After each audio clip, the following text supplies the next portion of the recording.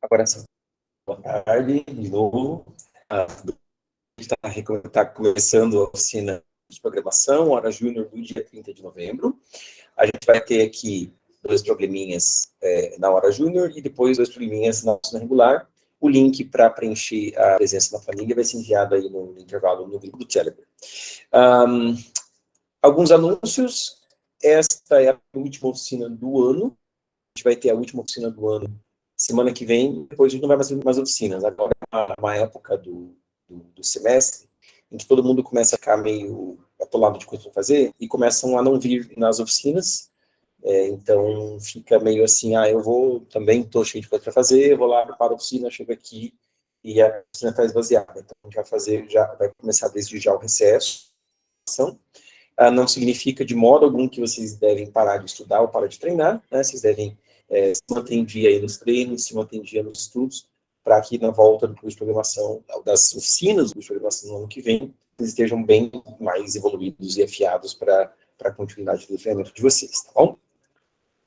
Aqui, então, para a hora júnior de hoje, o primeiro problema que eu elenquei, engraçado, eu acho que eu devo estar no iPad.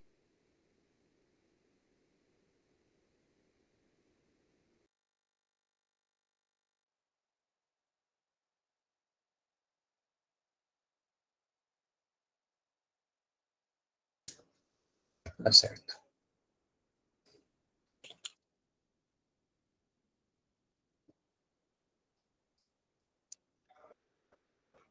Pronto. Pronto.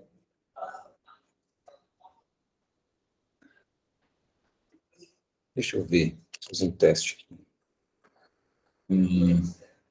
Uma pesquisa qualquer no Google. Triângulo de Pascal. Gente, eu tenho internet. Engraçado que está com ícone com interrogação aqui, mas o Wi-Fi está desligado e ali é pela internet que vocês estão vendo, então está tudo bem. E agora acho que o lag diminuiu, né? Tá em tempo real que eu faço aqui em relação ao que faz ali. Bom, esse primeiro problema da hora júnior, eu vou tentar explicar aqui para quem não leu o enunciado antes, tá? A gente tem uma companhia de trem que tem que fazer a simulação do que acontece numa viagem. Então, eu vou direto para explicar o problema pela entrada, tudo bem? A primeira linha da entrada consiste em 2 inteiros C e N. C é a capacidade de pessoas que cabem no trem, e N é a quantidade de estações, de paradas, que o trem vai fazer durante a viagem. A gente tem aqui o relatório do que aconteceu nessa viagem, e a gente basicamente tem que verificar se esse relatório é consistente. Tá? Então, para cada estação, né, então aqui, por exemplo, tenho 2 estações, eu vou ter na sequência 2 linhas, uma para cada estação. Para cada estação, a gente tem 3 números.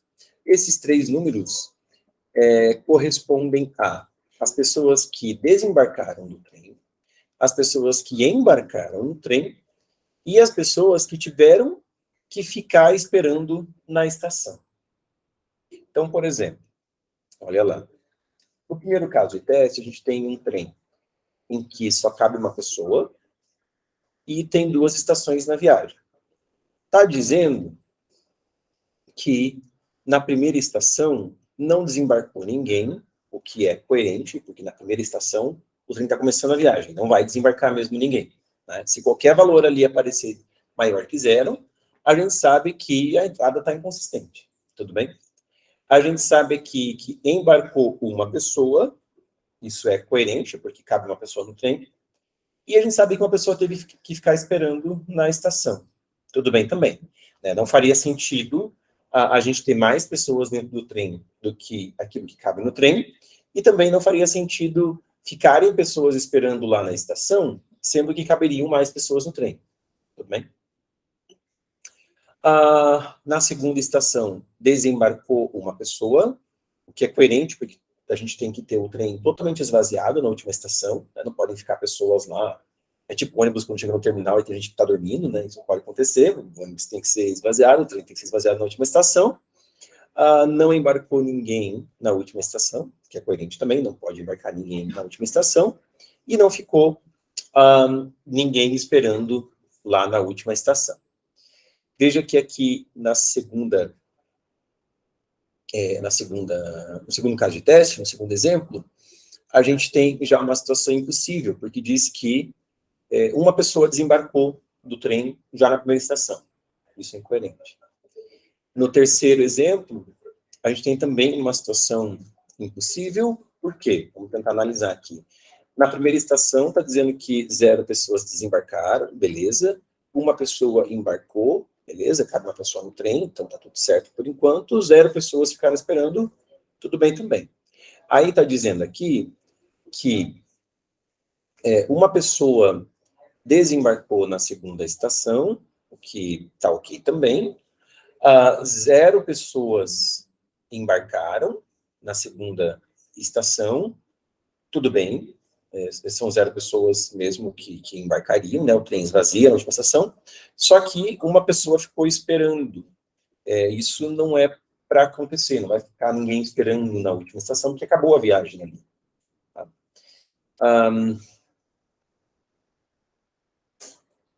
O Bcrowd não está mostrando os demais casos de teste, então eu vou ter que abrir esse HTML daqui, que eu consigo exibir o resto do problema.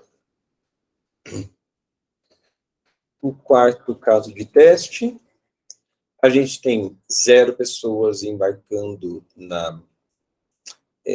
no trem na primeira estação, desembarcando do trem na primeira estação, tudo bem. Uma pessoa embarcando, tudo bem. Uma pessoa esperando, tudo bem. Só que lá na segunda estação, essa pessoa que embarcou na primeira estação tinha que desembarcar, e ela não desembarca.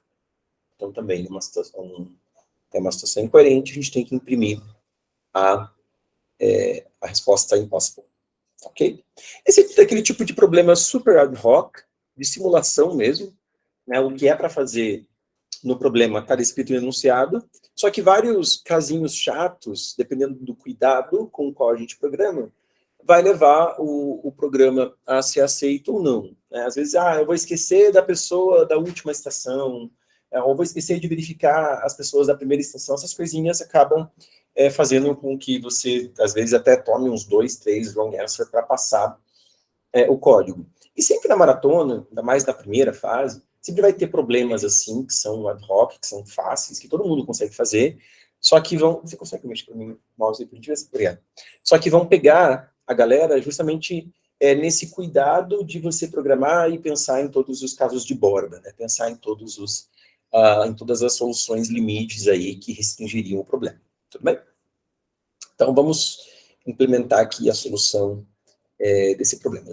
Lembrando aqui, né, pelo formato da entrada, capacidade do trem, o número de passageiros, e para cada estação, pessoas que desembarcaram, pessoas que embarcaram, e pessoas que tiveram que ficar esperando na estação. Então, deixa eu chegar aqui. Fique à vontade, por gentileza. Alternar o modo de apresentação.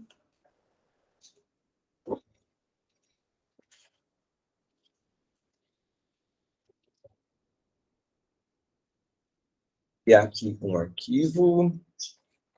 Tirar essa barra do Google que fica na frente, me atrapalhando. Obrigado, Google, que pegou tudo. Esse é o Bcrowd 3278.cpp. mais simples, apesar de que eu acho que não vou usar nada do C++, poderia fazer um código em C puro aqui, e daria certo também. Mesmo o código em C puro, a gente sempre fala aqui no curso de programação, para vocês salvarem para o .cpp e submeterem como C++. Então, qual é o problema de simulação? A primeira coisa que eu vou ter aqui, que eu preciso guardar, é a capacidade do trem, o número de estações, inclusive esses 2 valores são as primeiras coisas que eu capturo na entrada. E aí, eu vou ter uma variável que eu vou chamar de t, que vai guardar o número de pessoas que estão dentro do trem. no começo o T é 0. A gente sempre tem que pensar num problema de simulação, as informações que a gente tem que manter funcionando, né? Tem que manter durante todas as etapas da simulação para saber se está trabalhando com toda a informação que a gente precisa para simular o processo. E aqui fica bem evidente que o número de pessoas que estão dentro do trem em um determinado instante é uma informação super importante para manter. Bom, vou aqui, tudo bem? Além disso, a gente vai ter uma variável que vai chamar de resposta, que vai ser uma flag, né? Ela começa com o valor 1, e na primeira inconsistência que eu encontrar para alguma estação, eu vou baixar essa flag. E aí, lá no final do programa, aquilo que eu vou imprimir vai ser a string impossible ou possible. Então, vai ser a string alguma coisa possible, dependendo do valor da flag. Essa alguma coisa, se a flag estiver levantada, então não encontrei nenhuma inconsistente, né? A flag não foi baixada em nenhum momento da simulação, então daí a string vai ser string vazia, senão vai ser a string empty. Tá bem? Além disso, bom, vamos agora fazer de fato o processo de simulação para as N estações. O índice da estação, se é a estação 1, 2, etc., ele não importa para nada, basicamente. É relevante saber da última estação, mas daí da última estação a gente pode, depois que varreu todas as estações, a gente pode verificar se o trem ficou vazio, por exemplo. Então, não tem nada que me leve a pensar que talvez seria interessante fazer algo como um for com i iterando de uma n. Também é aquela coisa, tá na dúvida se vai precisar do i ou não, faz o for com i também, não vai fazer a menor diferença, né? Você gastar uma variável a mais, não está mudando em nada a complexidade do algoritmo. Ou se você quiser fazer aqui um while n menos, e depois perceber, puxa, mas o índice da estação era importante, então você vai e altera ali também, troca esse while n menos, e está tudo bem. Né? Nem sempre o nosso processo de escrita de código é linear. Isso é uma coisa que as pessoas às vezes demoram a aprender, ainda mais quando estão começando a programar, em que elas veem os professores nas disciplinas de programação fazendo aqueles códigos do começo ao fim, né? Linha por linha, de modo linear, e isso nem sempre é verdade, não é assim que a gente desenvolve código, né? Eu mesmo aqui, para começar a programar aqui para vocês viram que eu comecei lendo N e C, aí eu já fui lá para o final do código, dizendo o que eu vou fazer com a resposta, agora eu vou voltar para dentro do while para falar sobre a interação, né, sobre o que eu faço em cada interação do laço. Então, porque o nosso cérebro não funciona como um computador, né? E às vezes é interessante você manter o foco, manter a atenção no assunto da vez. Então, o assunto da vez era a flag de resposta, então eu já vou colocar lá o printf da flag de resposta. E não ficar desviando a atenção para uma outra coisa para voltar, para recarregar a tua caixa mental com as coisas que você estava pensando antes, porque esse processo de troca de contexto, fazer muitas trocas de contexto, é o que acaba levando a gente a esquecer de detalhes que estavam na nossa atenção instantes atrás, e a gente começa a colocar bug no código. Então, por isso, sempre a ideia de, faz um código, faça funções curtinhas, deixa para mergulhar nos níveis de indentação, nos escopos e subescopos, depois, né? Quer dizer, primeiro vai o panorâmico, depois você vai em profundidade, e isso ajuda a gente codificar de modo mais correto. Tá bom? Bom, aqui dentro do while, eu preciso ter as variáveis que eu vou ler, né? A quantidade de pessoas que saíram do trem, desembarcaram do trem, a quantidade de pessoas que embarcaram no trem e a quantidade de pessoas que ficaram na estação. Eu vou ler esses três valores.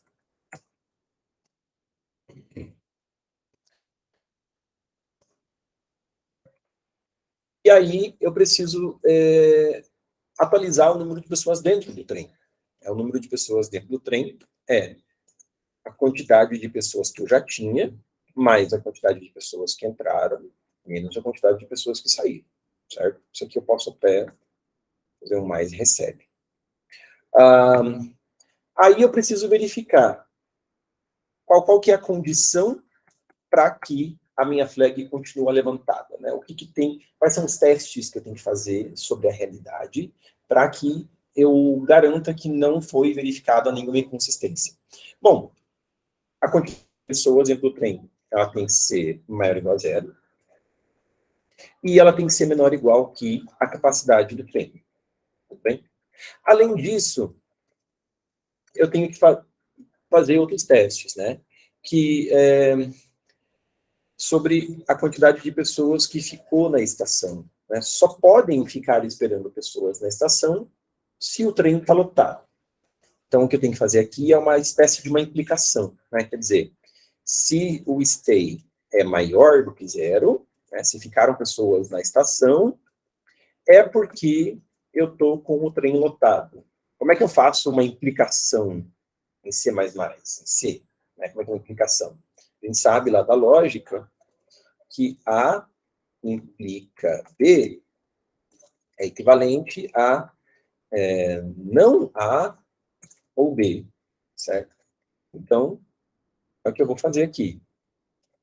Então, o que eu vou colocar é ou nenhuma pessoa ficou na estação, ou então, se ficou alguma pessoa na estação, é porque o trem está lotado. Beleza? Essa condição, o teste tem que passar nessa condição também. E aí tem mais uma condição que eu preciso avaliar, e aí diz respeito à primeira estação, é que na primeira estação não pode ter nenhuma pessoa desembarcada do trem. Então, como é que eu vou fazer isso, né? Controlar, porque eu não fiz o while, eu não fiz o for, iterando para saber se eu estou na primeira estação ou não. Eu vou fazer assim, ó.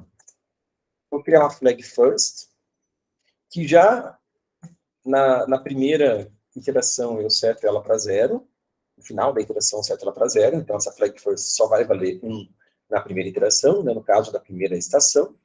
E aí eu vou verificar se eu estou na primeira estação, eu preciso que o left seja igual a zero, certo?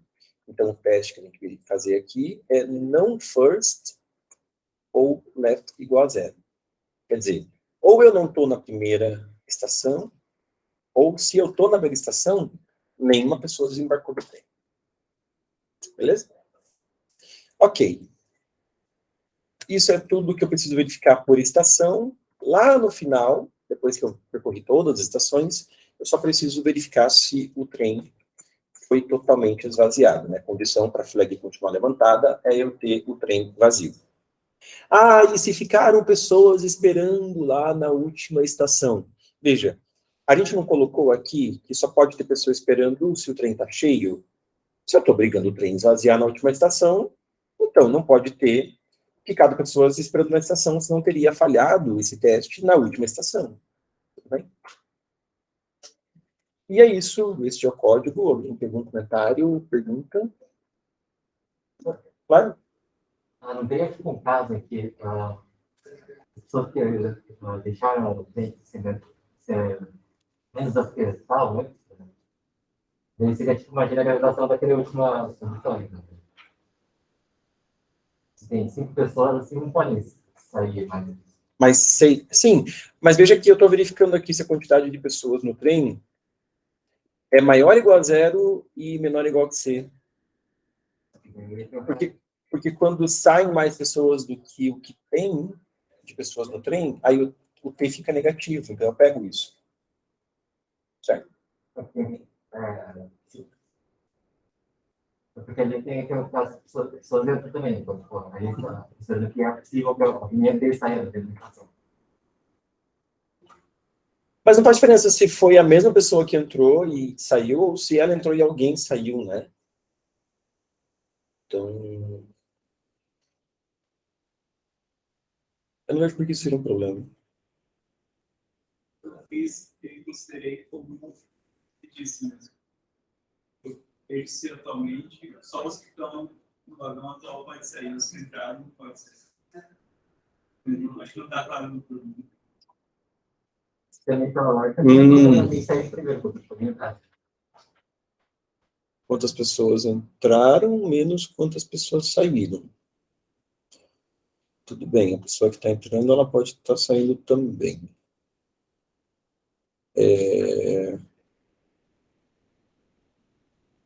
Mas o que você quer saber é se as que saíram, só podem sair pessoas que já estavam no trem, é isso? O enunciado do problema realmente não é claro em relação a isso, né? Ele só fala que tantas pessoas entraram e tantas pessoas saíram, e ele não coloca a restrição de que tem que ser pessoas que já estavam no trem. Eu não sei. Vocês implementaram desse jeito, passou o código também? Porque desse jeito foi como eu implementei no ensaio e passou também. Então. Mas eu entendi a nuance da interpretação. Vamos fazer assim. Mas realmente, faz sentido, né? Quer dizer, eu teria que ter verificado não só o t maior ou igual a zero, mas a questão de que se as pessoas que saíram eram pessoas que estavam no trem. É. De qualquer forma, acho que isso pega. Bom, talvez os casos de teste também não tenham explorado aí a fronteira da nuance entre as duas interpretações e deu boa. Aí eu não sei dizer se a minha interpretação é a correta ou a de vocês. Aí fica realmente a critério do setter, né? Esse é o tipo de coisa que vocês pensaram, eu não pensei, tá? Na hora que eu implementei, eu não pensei nisso. Mas vocês pensaram, talvez seria interessante, na competição, mandar um clarification para o setter, né? O juiz. Esse é o tipo de coisa que a gente manda clarification. Escuta, mas e se blá, blá, blá, blá, blá? Aí você pergunta em tudo aquilo que o enunciado não está claro, tá bom? Bom, eu vou compilar e testar.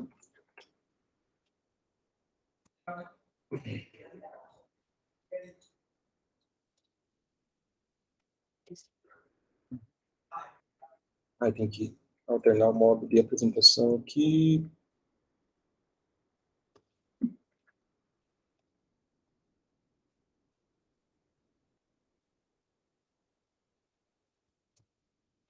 Beleza. Eu crowd aqui. Vou voltar lá para podia submeter o código. Esse é o crowd 3278. Mas esse aqui eu estou no meu diretório do ensaio. Tem que ir para o diretório onde eu estava, né? Vou compilar o código do ensaio e mandar o código do ensaio, daí é fácil.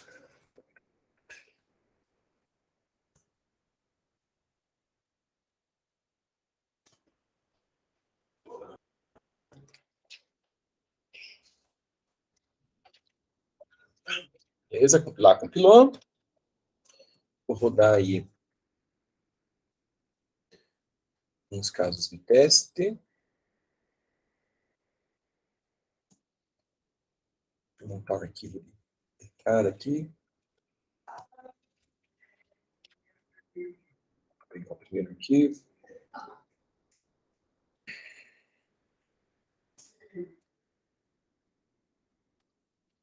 Possible.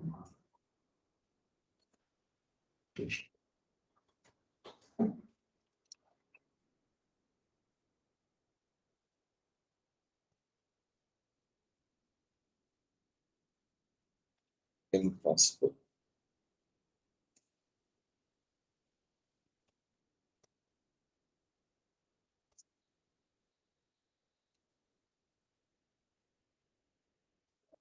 Possible.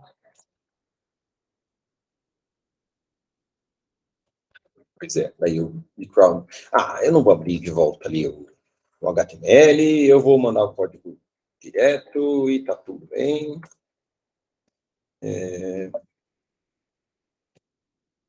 Então, vamos embora.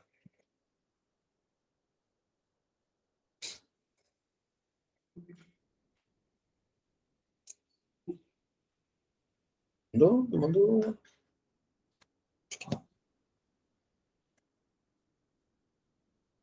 Clica. Clicou.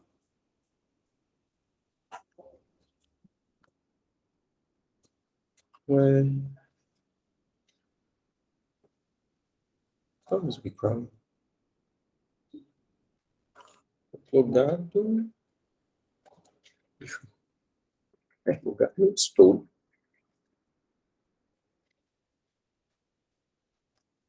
Por que não está indo? Minhas submissões, mas esse aqui não é ele agora.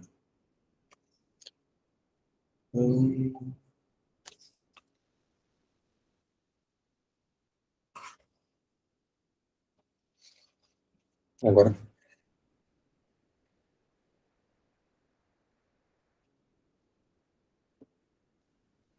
E passou. Beleza? Vamos para o próximo problema. Problema dos bispos dominantes.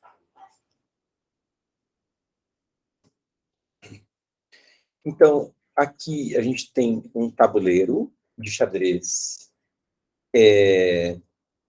de dimensões 10 na quinta por 10 na quinta. Um tabuleiro gigantesco, né, de 10 na 10 casas. E a gente tem um número N de bispos. Tá? Esse número N de bispos também pode ser, no máximo, 10 na quinta. Os bispos são fornecidos na entrada por suas coordenadas no tabuleiro. As posições, linhas e colunas são indexadas a partir de 1, de 1 até 10 na quinta. Então, aqui, por exemplo, tem 3 bispos, um na casa 1, 1, outro na casa 2, 2, e outro na casa 3, 4. A gente fala que um bispo no xadrez, ele é dominante, aqui tem a definição, inclusive, se ele não ataca nenhum outro bispo. Então, se as duas diagonais onde aquele bispo está são só dele, né, se ele domina toda a extensão das duas diagonais onde ele se encontra, então ele é dito dominante.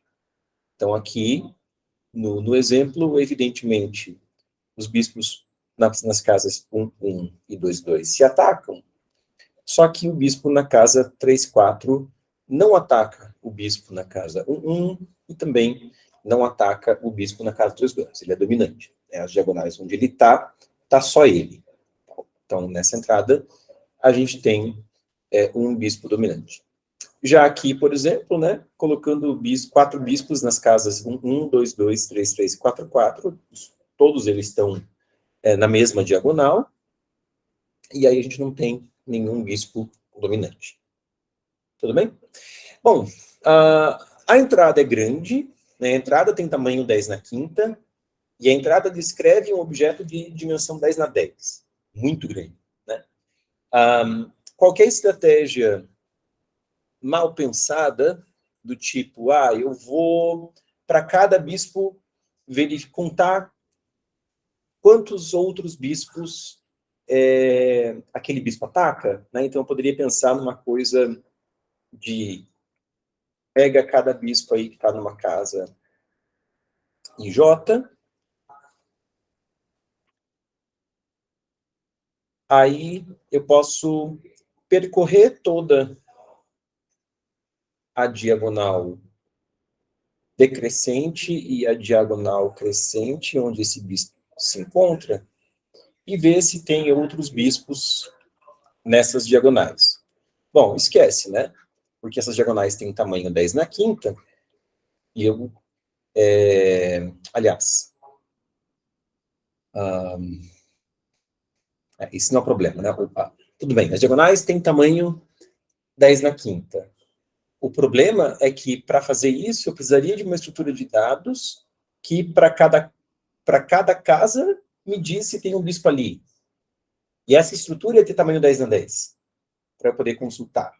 Então, não rolaria, né? Guardar a matriz, guardar todo o tabuleiro, esquece, não dá para fazer.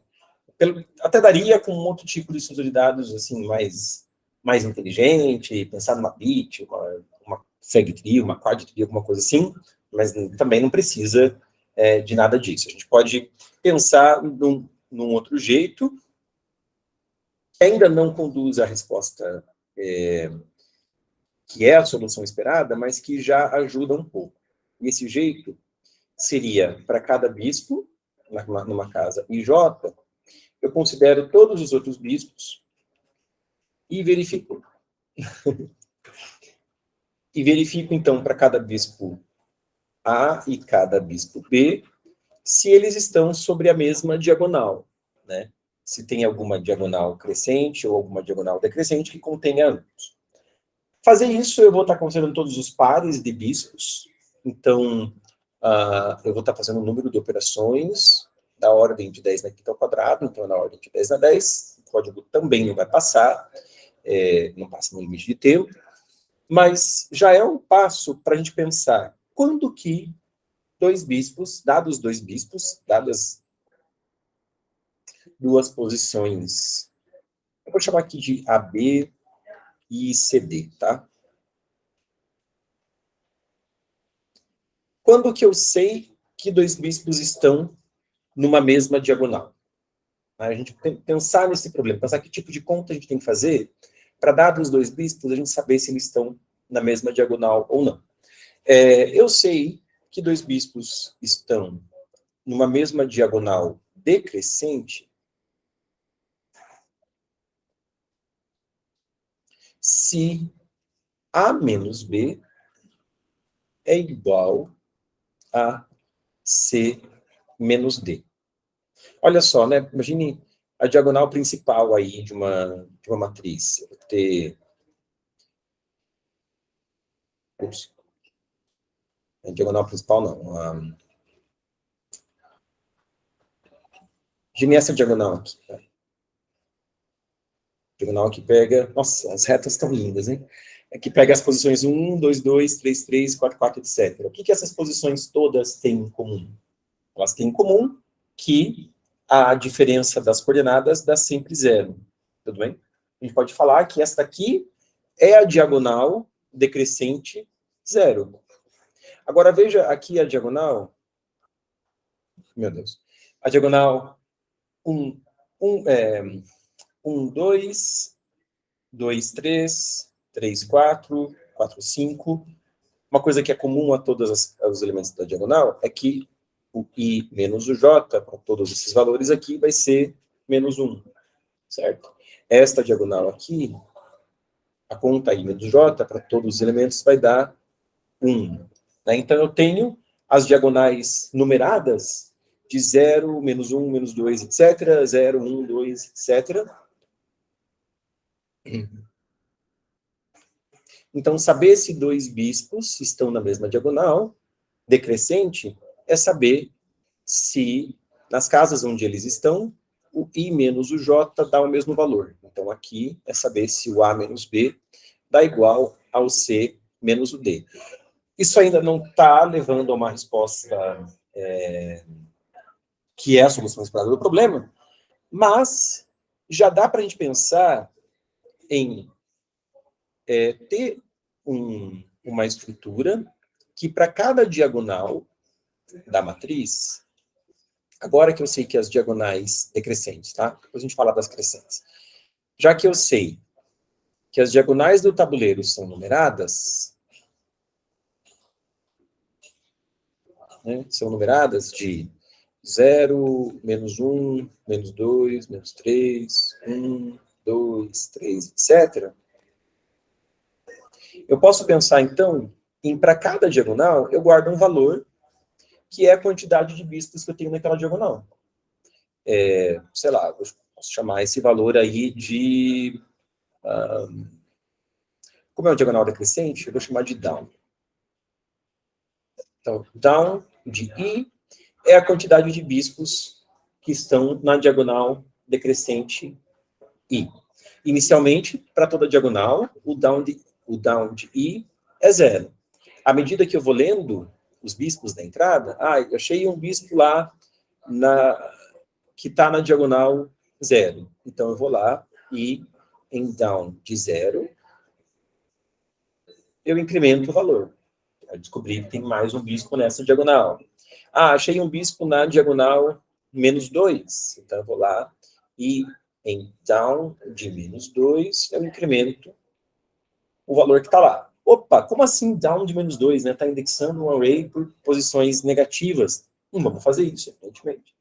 Mas é só perceber que o valor mais negativo que apareceria aqui seria 10 na quinta, menos 10 na quinta menos 1, certo? Então, se eu somar todos os índices, fizer um offset aí, de todos os índices por mais 10 na quinta, né? Mais 10 na quinta, ou até mais 10 na quinta menos 1, eu já garanto que todos os valores vão ser não negativos e aí eles podem indexar um array. Tudo bem? Aí eu teria as diagonais não de 0, 1, 2, 3, 0, menos 1, menos 2, menos 3, mas se eu, sei lá, somasse com mais 10 na quinta menos 1, né? Por exemplo, aqui esse 0 ia ser, na verdade, o 10 na quinta menos 1, esse cara ia ser o 10 na quinta menos 2, menos 3, etc. Aqui ia ser o 10 na quinta, 10 na quinta mais 1, mais 2, etc. Tudo bem? E aí eu tenho a indexação de todas as diagonais decrescentes.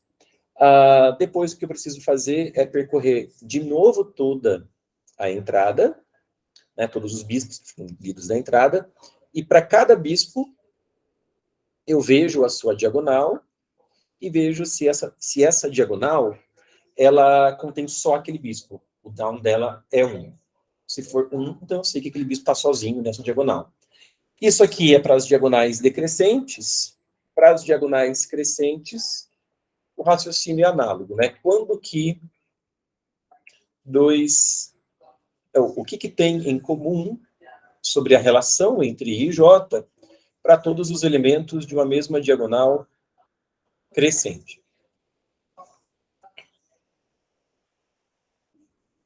Né? Quando eu olho aqui, por exemplo, essa diagonal que pega essas posições, tá? 2, 1 e 1, 2. Veja, eu estou subtraindo 1 na linha, só que somando 1 na coluna, né? Então, eu posso ver que 2 mais 1 vai ficar igual a 1 mais 2. Aqui também, ó. 3 mais 1 é igual a 2 mais 2, que é igual a 1 mais 3. Então, uma coisa comum aqui é que o I mais J de todas as posições da diagonal vai ser o I mais J de todas as posições vai ser o mesmo. Tudo bem? Então, aí, para cada bispo que eu leio numa posição IJ, eu vou lá e no up de I mais J com mais. Beleza?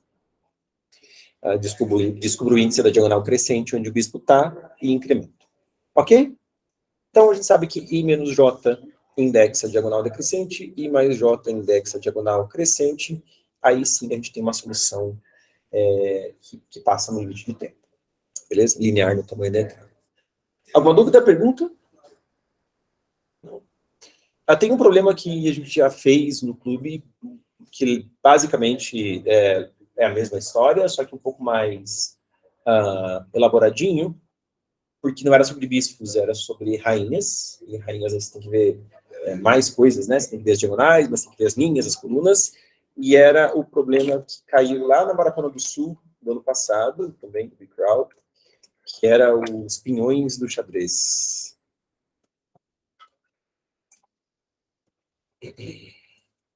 Pinhões. Isso aqui, ó. Recomendo. Quem não fez problema ainda, faça.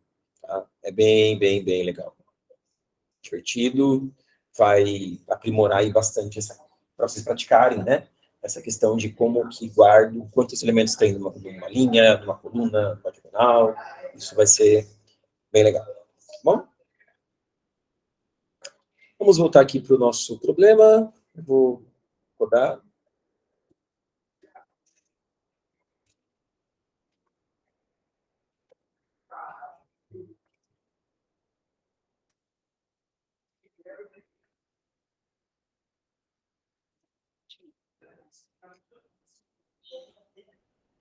Carregando o Emacs. Rodar para frente.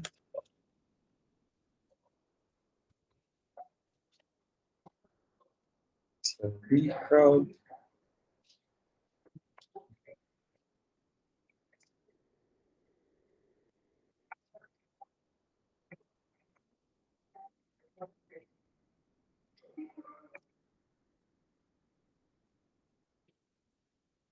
Eu vou definir aqui já de cara aqueles vetores que eu falei up e down, a quantidade de elementos que precisa ter nesses vetores. É um erro que, sei lá, se você não pensasse direito, você ia chegar aqui e definir o max como 10 na quinta, e aí ia tomar falha de segmentação. Aí ia tomar runtime error, porque não são 10 na quinta diagonais, e sim 2 vezes 10 na quinta diagonais, né? Então, vou colocar aqui o max como 2 vezes 10 na quinta. Vou definir esses vetores, up e down, e vou também guardar os bispos. Para guardar os bispos, eu vou usar pair.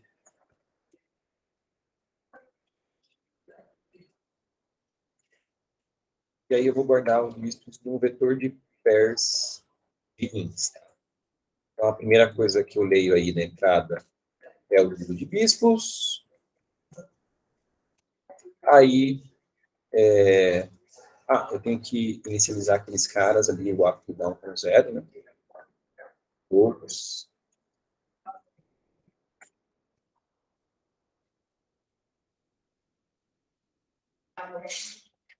E aí, para todos os bispos, eu vou ler onde o bispo está. Isso que eu vou colocar aqui, que eu acho que eu vou precisar depois. Leia as coordenadas do bispo, x e y. E aí, então, o bispo I, eu sei que está nas coordenadas x e y. Né? Criei um pair com o valor de x e y e guardei lá no bispo I. Agora, eu preciso calcular o índice da diagonal crescente e decrescente onde o bispo está. A diagonal crescente, a crescente é quando a gente soma. Somar x mais y, isso não vai dar negativo, tá tudo bem. Então, só fazer um mais de x mais y. A decrescente seria x menos y, isso poderia dar um valor negativo. Eu tenho que somar com 10 na quinta. Né? 10 na quinta menos 1 também funcionaria, mas 10 na quinta também vai funcionar.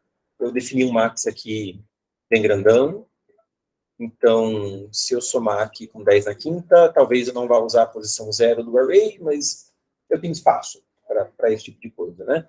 O importante é, na competição de programação, não pensa tanto sobre esses detalhes, né? Eu não preciso ter as posições úteis do vetor down começando exatamente na posição 0, se essa informação não é relevante para mim. Eu só preciso botar aqui um offset que me garanta que eu não vou ter um número negativo indexando o array, e também que garanta que eu não vou estourar o limite de alocação do array.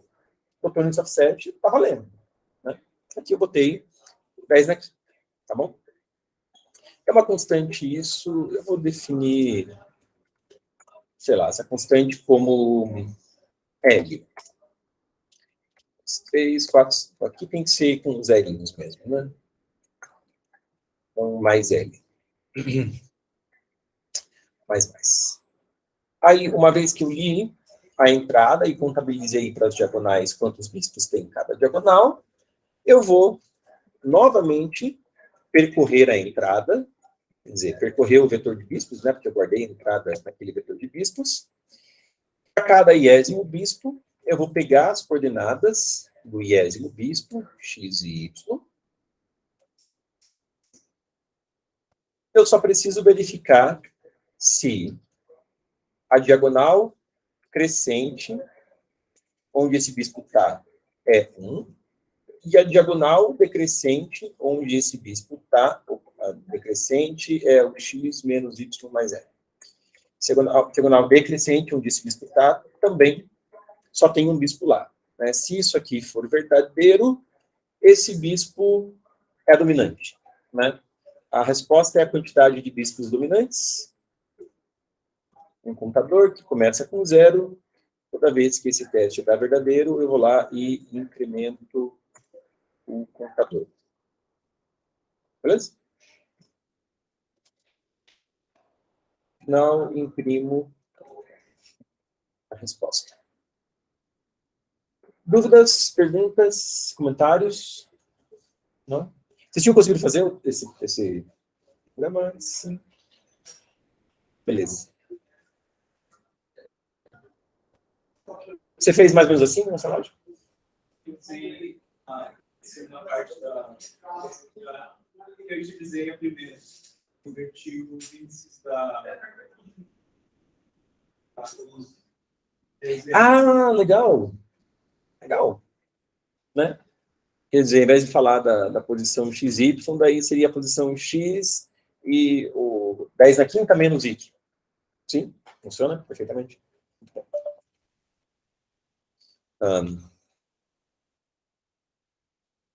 Volta lá para o Chrome. E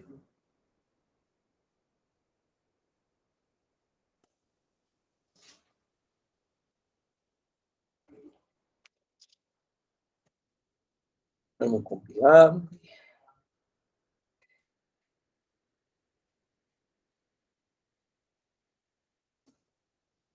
Esse 305.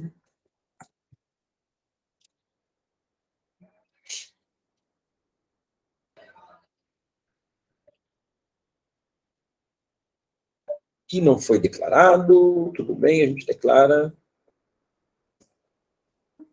Mais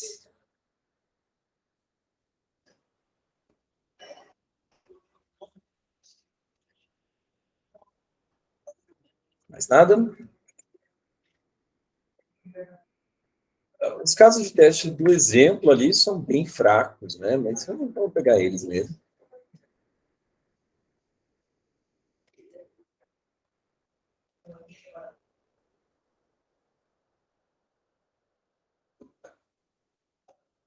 Bem que a gente está lendo com int, né? Então não teria problema.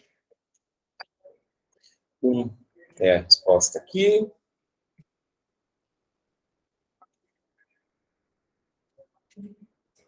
Vou deixar, porque a gente está lendo com int.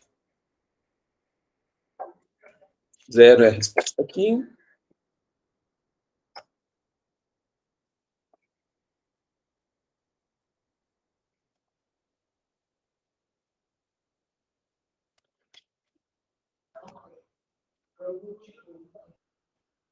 Tá com alguma coisinha ali, Chrome. Então, vou carregar a página, colocar o botão de volta. Agora,